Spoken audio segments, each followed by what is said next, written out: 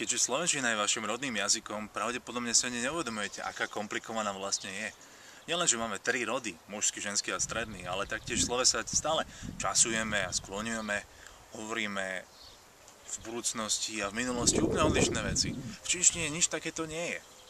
Minulosť a budúcnosť otvorí jednoducho pridaním zajtra, včera, pred týždňom.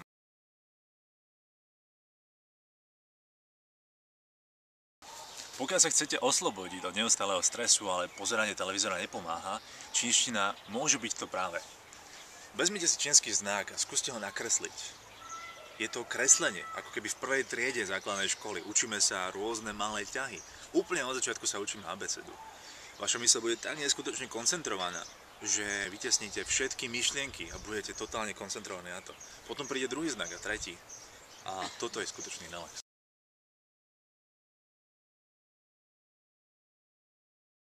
Číňania veľmi radi expandujú a preto je možné, že aj vo vašom okolí je nejaké azijské bistro alebo čínska reštaurácia.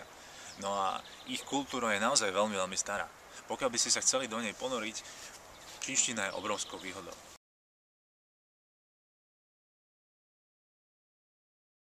Čína je krajinou neobmedzených možností a Číňania radi hovoria, muž, ktorý nebol na čínskom múre, nie je skutočným mužom.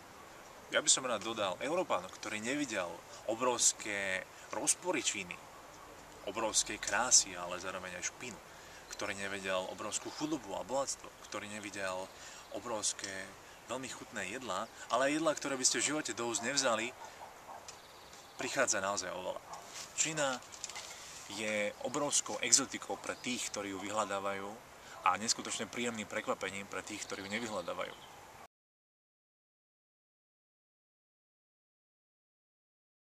Ak ste si aj vy uvedomili, že všetko sa dnes vyrába v Číne a radi by ste prenikli na čínsky trh, čínština je jednoznačne nástrojom, ktorý vám veľmi pomôže.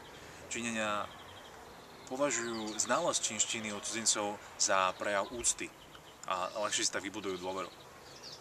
Myslím, že čínština môže obohatiť váš život. Pokiaľ vás niečo z tohto videa zaujalo, prosím napíšte mi. Kontakt na mňa získate na webovej stránke.